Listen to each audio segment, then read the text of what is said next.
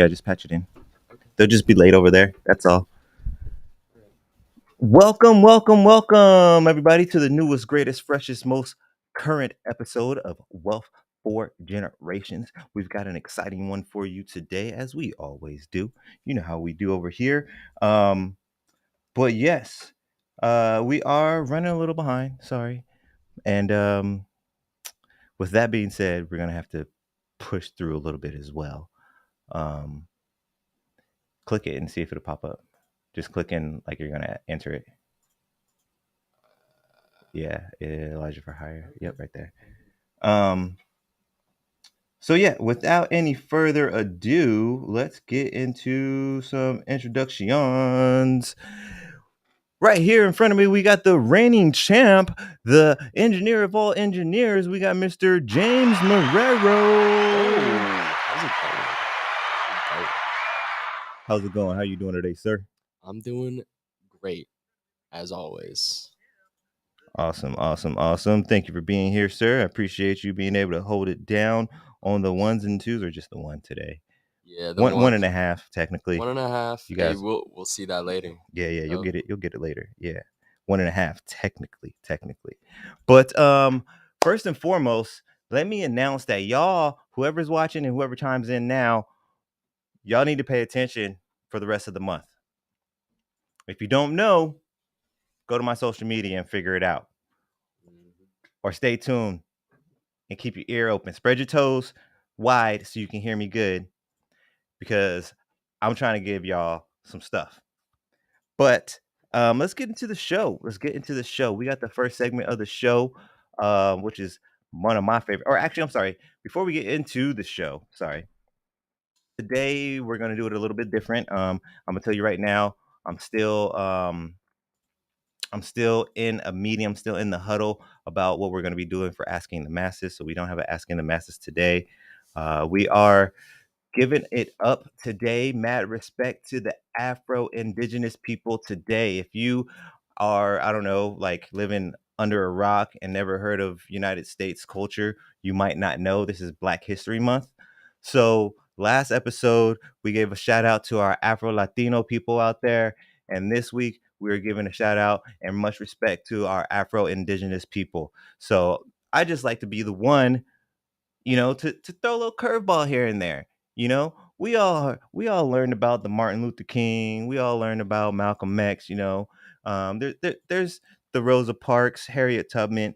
There's those people that we always and everybody learns about. I like to be the one to give you guys the rare gems. Okay, so I hit y'all last week with the Afro Latino. Today we have Afro-Indigenous love. Okay, and that's what this whole episode is all about, Afro-Indigenous love. So, we're going to get into the first segment today. The first segment is called Health is Wealth. And you guys know, just as well as I know, if you've been rocking with me, the Health is Wealth segment is brought to you by Jessica and just. We're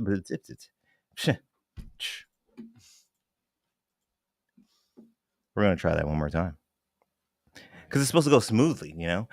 The Health is Wealth segment is brought to you by Jessica Marrero and Christina Rose of Elevated Souls. They say that we are here to elevate your soul.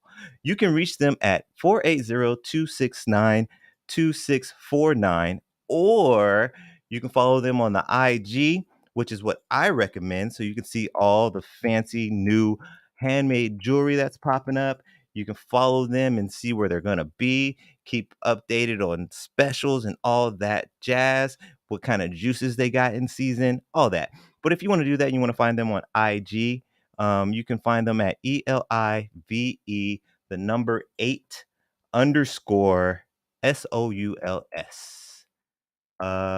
Hey, what's up, Crystal? I'm doing fine. How are you? Crystal is that? I know a lot of crystals. Um, let's see. So, what do they have for us today? The power of indigenous and African medicine. You already know.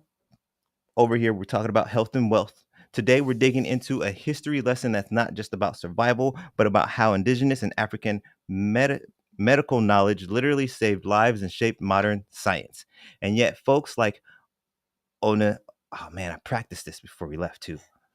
Onesimus, I think I said it right. I can't remember. Gosh darn it. I tried to practice too. Amasiris is what I'm going to go with. Onesimus. Onesimus barely got a footnote in history books. Let's change that right now. Like I said, I like to bring y'all the rare gems. What am I doing? I'm doing the show. I'm doing the podcast. Get it together, Connor. But anyways, oh, is that somebody you actually know? No. Or you just said it so confidently and so comfortably. Yeah. So Onesimus, sorry so much because I'm probably gonna have to say his name again, and I'm probably gonna murder it again. But this guy, the enslaved man who changed Western medicine, in the early 1700s, this man was an enslaved African in Boston, introduced to the concept of variolation, an early form of smallpox vaccination. His knowledge came from African indigenous medicine, where communities had been using this technique for generations. Cotton Mather, a Puritan minister, took credit for the discovery, and for centuries, Onesimus's contribution was erased. Imagine having the cure for a deadly disease, but instead of being celebrated, you're left out of history completely. That's what happened to Onesimus. Yeah. So, remind me, James, when you have grandkids and they're about 15, 16 years old, I'm going to ask them if they know who Dr. Sebi is. But that's a time. That's a discussion for another time. So, but anyways, yes. So, indigenous medicine, the original health system. While African indigenous medicine was already advanced, Native American medicine was equally influential. Indigenous healers used plant medicine remedies, sweat lodges, and spiritual practices that are now recognized in modern holistic medicines. The Cherokee, Apache, and Navajo used herbs like white willow bark, which inspired aspirin, and Oh. echinacea for immune support, centuries before pharmaceutical companies caught on. You want to know what's kind of cool, peoples out there? So in our house, we had a little bug floating around. And James, what was it that I told you and your sister you should probably take? Spirulina and vitamin C. And what was the other one with the E? Ah. Oh, I don't really remember. Ah, What was I it? told him to take spirulina, Mm, vitamin C, and echinacea I can mention. for your immune support. So even to this day, echinacea is out there. Look into it. Do your due diligence. Before we had CVS and Walgreens, indigenous communities were running the original pharmacy. Erase contributions. Why we don't learn this in school? Unlike math or science, U.S. history doesn't have a standardized curriculum. That means some students learn the truth while others barely hear about slavery at all. Many history books gloss over how enslaved Africans and indigenous people shaped medicine, agriculture, and science. A study by the Southern Poverty Law Center found that more than 50% of history teachers say their textbooks don't properly cover slavery's impact. They don't want us to know that African and indigenous knowledge didn't just exist, it thrived, innovated, and saved lives. Mhm. Yeah, no, I grew up and I thought that white people invented fucking vaccines because they were like, oh, during the smallpox outbreak, this genius man, he cut open the smallpox and put it into the cut, and then he solved smallpox. Mhm. Like now I know. Yep, and that's what I'm trying to do. I'm just trying to shed some light on the things that get dim flickerings, you know. So what does this mean for health today? What does this mean? What this man has done? Traditional medicine is still powerful. 80% of people globally use indigenous healing practices. 80%. So next time you're giving stuff to your holistic friend, think about that. Think about that. Modern medicine is finally catching up, with more people embracing plant based remedies, holistic healing, and alternative medicine. From acupuncture to herbal teas to meditation, a lot of today's trendy health practices have roots in indigenous and African traditions. So, next time you sip that ginger tea, burn some sage, or pop a turmeric pill, just know our ancestors were on the same game way before it hit Whole Foods. And I guarantee you, you can go up in my house right now. You can find some fresh ginger. Well, actually, it might be a little. We need some more. It's a little nub. I ain't gonna lie. We got a little nub of ginger right now. But you can find some ginger. You can find some sage bundles. Thanks to Elevated Souls, though. Really, there's a bunch of sage bundles at the house, and we go heavy on the turmeric too. Heavy on the turmeric. So there's got to be something good, something that they knew they would, you know what I mean? So once one, this is for you guys, all you watchers, supporters out there. Let me know. Drop it in the comments now, or you can come back later. I try to. What's one traditional health remedy your family still swears by today, till this day? Drop it in the comments. Go ahead. Let me know. Do you guys do the warm lemon water? Do you do that? Do you mess with that? Do you know about the honey? Do you know about the white willow bark? Do you know about spirulina and the echinacea? Let me know. Let me know. And if this segment has given you something to think about as well, please make sure that you like, subscribe, share, follow us so you can get some more of these gems that we got for you. But that is going to wrap it up.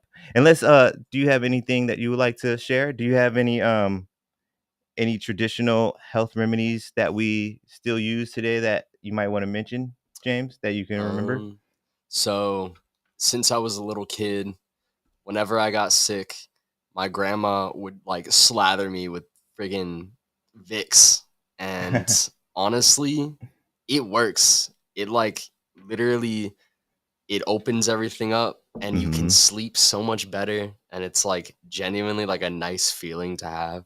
Mm-hmm. It's like, yeah, that's the And shit. honestly, that's like the only medicine I use. Yeah. That's the only one I'll use, just because it's it works. Yeah. It works. If I'm ever feeling, and the way that I do it, or the way that my immune system is, I only get sick maybe once a year, once every year and a half, and then I'll just slather up, take a nice hot shower, get all that sickness off me, hit the chest, hit the feet.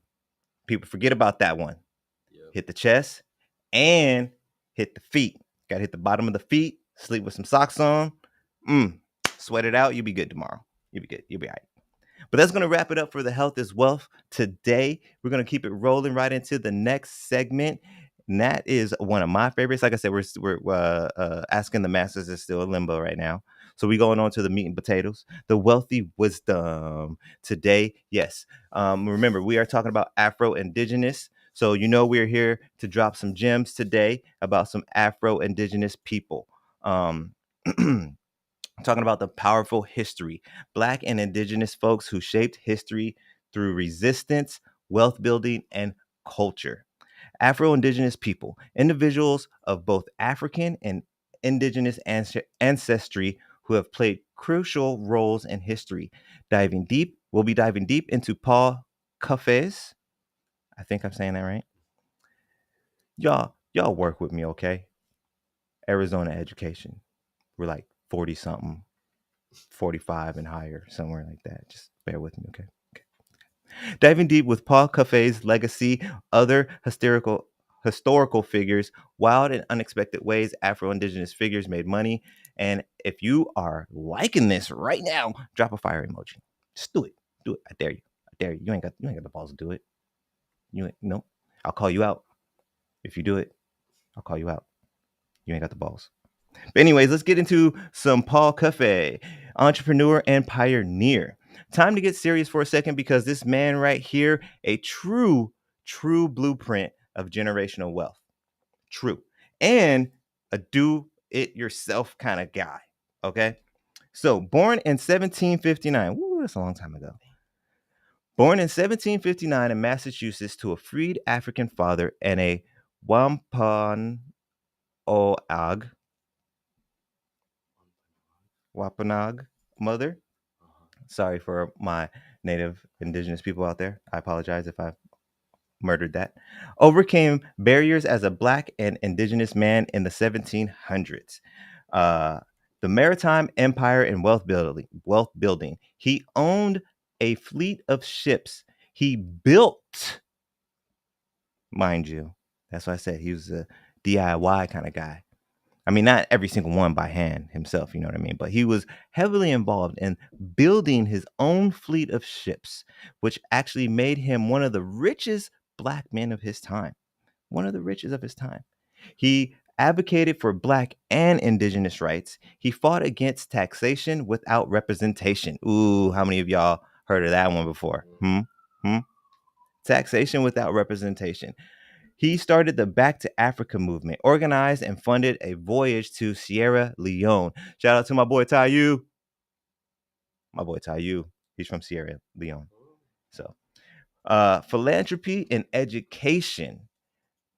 Is that the real? That's not really Oh my her. gosh, it's the real SZA. That's not her. But if it was, hey, I saw you on that little that football thing where those dudes and that one the short dude was. I saw you. Yep. You were there. I saw you.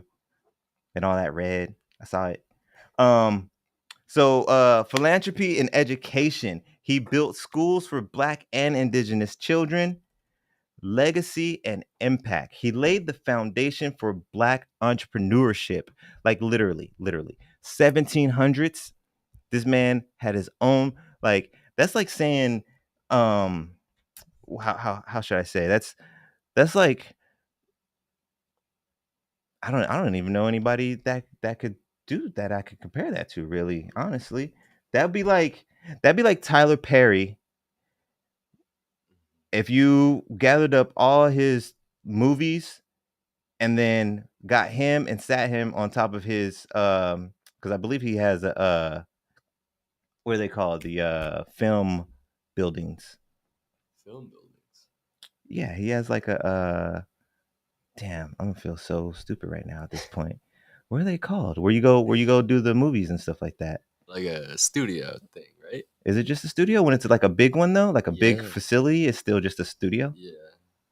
I guess For so. some reason, I feel like it's something different. But yeah, so he had a full on like studio property though, not just Oh like yeah. because when I think of studio, I think of this. You know what I mean? Yeah. But he had a full on like Paramount property studio. Yeah. You know what I mean? So that's what that would be equivalent to. Mhm. So Paul having his own fleet of ships Yeah. is equivalent to that. Like you back in the 1700s, you had a fleet of ships, That's great. a He built fleet. that? He Yeah, built them. he helped build them. Well, He helped yeah. build them. Yeah. Okay. I don't want to say he built a whole Yeah. fleet solely by himself, but he was involved Okay. in Yeah. the production of his own fleet of ships. That's so crazy. Yes, ballin'. For real. So he inspired future movements and self-resilience and economic freedom, uh, discussion and reflection. Imagine running a fleet of. That's what I was just saying, man. Why you repeating me? Imagine running a fleet of ships back then. This man wasn't just making money; he was shifting culture. Cause man, just think about it. 1700s, bro. Like Mhm. there ain't no cars. There's no such thing as planes. Um, there's no such thing as mansions, really. You got the plantation, and ain't no black people in the 1700s owning a plant. Well, I mean, there might be somebody out there somewhere, but I doubt there was very many black people owning a plantation. Uh-huh. So I'm just trying to like make sure y'all understand the level of wealth. There ain't nothing else to own really that's on a big level of wealth besides a ship. And he didn't have a ship; he had a fleet of ships. I'm just saying, man. Balling. What can we learn from Cuffy's approach to business and community building? Um, fuck it, just build your own fleet. Yep. You know, if you want to go to Sierra Leone, build a boat, bro. Do it yourself. Just build a boat and go. That's all you gotta do.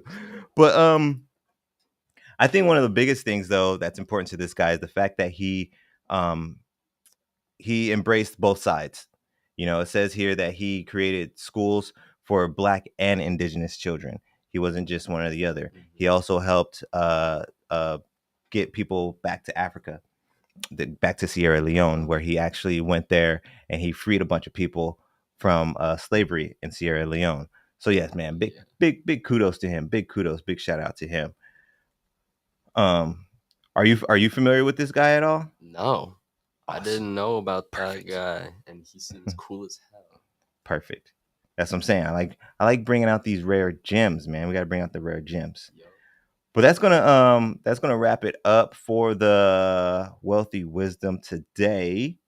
Yes, sir. Like I said, we're gonna go pretty quick today because we're running behind. We got other stuff to do. Sorry, we got. I mean, you guys are important, but we got life goes on. The world doesn't stop going. People need their pizza. So we're gonna roll on into the wacky wealth. We got unusual and unexpected ways Afro-Indigenous figures built their wealth. So we got some people who you might not have heard, and one person that popped up that I didn't realize he deserved to be in the Afro-Indigenous group. But it's somebody you do know. You do know him. I'm pretty sure you know him. I hope you know him. But let's get into it. First and foremost, we got Crispus Attucks. Resistance as currency. Attucks of African and the same people. Wampanog or Natik descent. Sorry, my Native American people. Sorry, excuse me.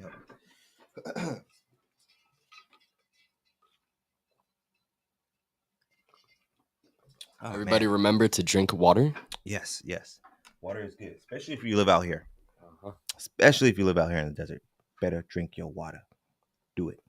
Um, a tux of African and Winnipeg or Natik descent. I apologize again for my indigenous and Native American people if I'm butchering these tribes. Was the first person killed in the Boston Massacre in 1770, making him the first casualty of the American Revolution. A formerly enslaved man who escaped and became a sailor. He leveraged his knowledge of trade routes and maritime skills to navigate freedom. His name became a powerful symbol of resistance, inspiring abolitionists and revolutionaries alike. They didn't put him on the dollar bill, but his legacy became worth more than gold in the fight for freedom. Give it up for Crispus Attucks. Thank you, That's Mr. crazy. Christmas Attucks. That's crazy. The first casualty, the very first casualty. Uh-huh. And then next on the list, we have Edamon, Edmonia. Dang, man, I'm sorry, y'all. Edmonia Lewis, sculpting her path. Born to a Haitian father and a Ojibwe Chippewa mother, Lewis embraced her indigenous heritage after being orphaned at a young age. Growing up among her mother's people, she became the first internationally recognized Black and indigenous sculptor, defying racism in the art world. After facing discrimination in the US, she moved to Europe, where she sold sculptures that honored Black and Native resistance, including busts of abolitionists like Frederick Douglass. Mhm. Her most famous works include The Death of Cleopatra and Forever Free, sculptures that challenged racial narratives and became highly valuable. Mhm. She turned a block of stone into stacks of cash. That's creative monetization at its finest. Ding. Next on the list, we have Henrietta Duterte. Duterte. I apologize if I messed that up. Funeral business and Underground Railroad. Of African and Lenape descent, Duterte became the first Black female undertaker in the U.S. Though that's a special type of people. Just saying. I don't know how people can willingly be an undertaker. But anyways, her funeral home in Philadelphia. Shout out to the Philadelphia Eagles. Oh yeah. I'm not necessarily a fan either way, but respect is given when respect is due. Mhm. They just won the Super Bowl. So just saying. And I know all my Philadelphia family is going wild. Excuse me. What up, Jimmy? Yo. How's the weather up there? Anyways, um, So her funeral home in Philadelphia wasn't just a business, it was a secret hub for the Underground Railroad. Ooh, helping enslaved people escape. She was a pioneer in wealth building for black and indigenous women, using her business savvy to support abolitionist causes. By owning a business in an industry dominated by men, she broke barriers and ensured financial security for her community. Imagine pulling up to a funeral home and instead of caskets, folks were getting one way tickets to freedom. Talk about a side hustle with purpose. Imagine walking through the funeral home trying to pick a casket. You're like, oh, this one looks nice. Let me look inside. And there's a slave in there. Ooh, you better shut that. Jesus. Shh, don't tell nobody. User didn't see me. But yeah. Shout out to Henrietta. Shout out. Now, this is the one I'm not sure if I'm new to the party on this one or not, but I wasn't totally aware that he was in the Afro-Indigenous category. We have Mr. Frederick Douglass. Words as wealth. Douglass, born into slavery in 1818, later discovered that his mother had Native American ancestry, adding to his legacy as a symbol of resilience across multiple oppressed communities. After slavery, he became one of the most influential abolitionists, using his voice and intellect to amass wealth and power. His best-selling autobiographies, including Narrative of the Life of Frederick Douglass and American Slave, became some of the most widely read works of the 19th century. Traveled internationally, using his speeches to raise money for abolitionist movements and secure financial backing from Black freedom efforts. Sorry. He also founded the North Star, a newspaper that combined journalism with activism, advocating for Black and indigenous rights. Invested his earnings into land and business ventures, ensuring financial independence, something many formerly enslaved people struggled to achieve. Never got that 40 acres and a mule. Nope. I think that one short dude said something about it too at that one football game. Yeah. If you guys caught that at all, that thing. Did you see that, Jimmy? Did you catch that thing? The football thing with the little short dude? And he was talking about he said something about the dude Drake about liking stuff or something. I don't know. Something like that. But yeah, so Frederick Douglass, dude had bars before rappers even existed. He turned words into wealth, freedom, and influence. Shout out to Mr. Frederick Douglass. Did you happen to know that by chance? Not at Because I all. didn't. Did you know that he was tied into Native American ancestry? I didn't. You guys still go over him, right? You're familiar with him, Frederick Yeah, Douglass? yeah. Okay. Yeah, I mean, like barely, like all Yeah. the stuff that he did, but like I know that he exists and like he did good things. Some stuff. for- Like he did yeah. good things. He did some stuff for Yeah, Black people and stuff. basically. Was there anybody else on here that stood out to you that sounded familiar? We had Crispus Attucks, Edamonia Lewis, Henrietta Durte. Durte. Yeah, no, honestly. Awesome. Yeah. Awesome. Breaking out those rare gems. What about y'all? Anybody out there? If you have not heard of any of these people, give me a fire emoji, a thumbs up or something. Let me know. Because I like to know sometimes if I'm dropping them rare gems, you know. But we're gonna keep it going, gadget into the next segment. Yes, like I told you guys, it's gonna be a little short today, but we get into this next segment, and it is actually the final segment of the show. It's one of my favorite segments. Jimmy, you still there? It's Jimmy's favorite segment. I think you guys might know by now. It's called We Building Boy. And on today, we got actually I'm not really highlighting a business. I don't have a special guest, so um, the we building today is going to be just a little bit different, just a little bit different. So, James, I'm not sure if you have the outline still pulled up. Mhm. There is a at the bottom of We Building Boy. It says survey, and then there's a link. Yeah. If you could put that in the comments. Right. So this is a link. I am currently, or not currently. I'm always trying to tweak things and make things better.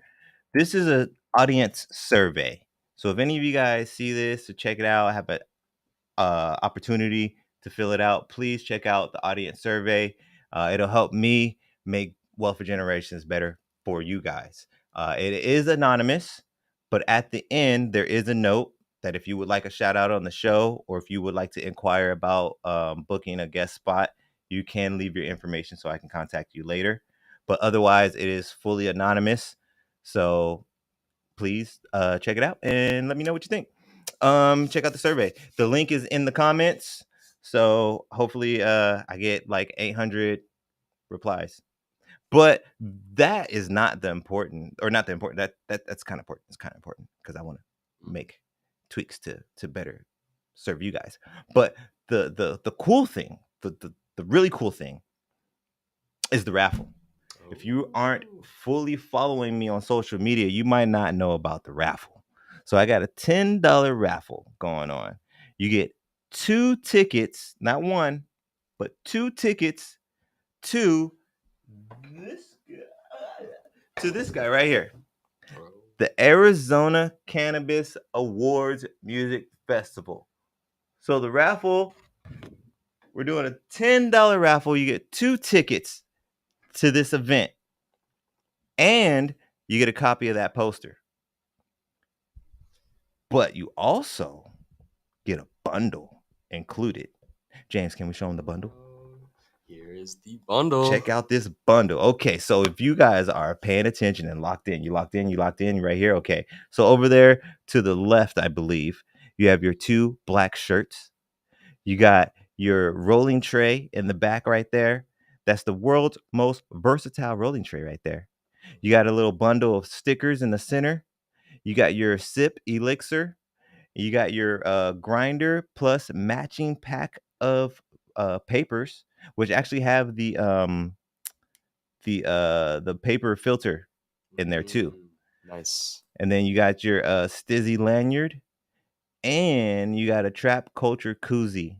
And like I said, it comes with that poster as well. And last but not least, it all comes in this beautiful carrying case right here.